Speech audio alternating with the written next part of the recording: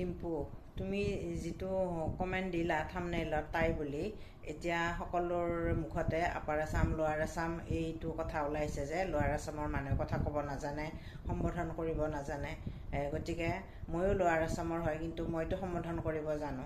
গতিকে তুমি এই বস্তুটো লোৱাৰ আছাম আপাৰ আছামলৈ যাতে কাজিয়া নালাগে, সেইটো কাৰণে অতি সোনকালে তুমি থাম্বনেইলখন সলাই দিবা। মোৰ এইটো তোমাৰ ওপৰত অনুৰোধ থাকিল আৰু ডিম্পু বৰুৱা।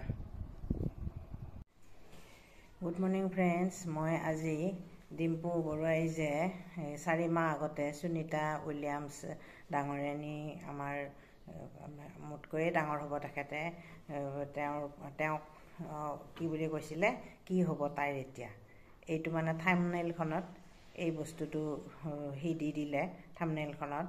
গতিকে বৰ বেয়া কাম কৰিলে সি, মাতৃতুল্য মানুহ এগৰাকীক তাই বুলি সম্বোধন কৰিলে। আৰু থাম্বনেইলখনত সেইটো দিয়াৰ কাৰণে সকলোৱে অসমবাসীয়ে বহুত বেয়া পাইছে।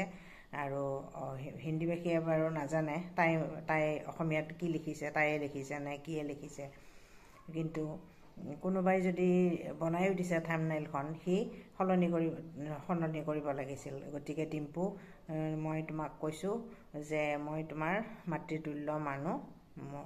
মোৰ ইউটিউব চেনেল হ'ল কবিতা দেৱ চেনেল, কিন্তু মই তোমাৰ মাতৃতুল্য।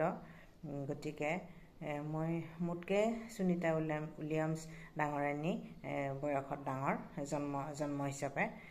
গতিকে তুমি এই থাম্বনেইলখন অতি সোনকালে সলাই দিয়া।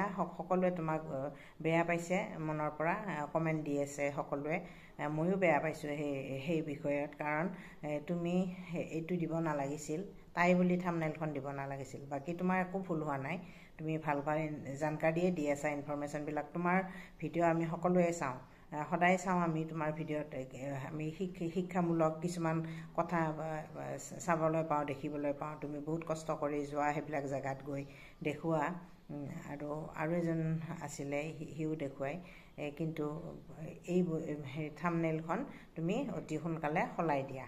বাকী একো আপত্তি নাই তোমাৰ ওপৰত, অসমবাসী ৰাইজৰ। গতিকে এই থাম্বনেইলখন তুমি সলাই দিলে অসমবাসী ৰাইজে তোমাক বহুত ভাল পাব।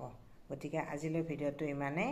আহিছোঁ, তুমি এই শুধৰণিখিনি কৰি ল'বা দেই। মই নিজৰ ল'ৰা হিচাপে তোমাক কৈছোঁ। আজিলৈ আহিছোঁ।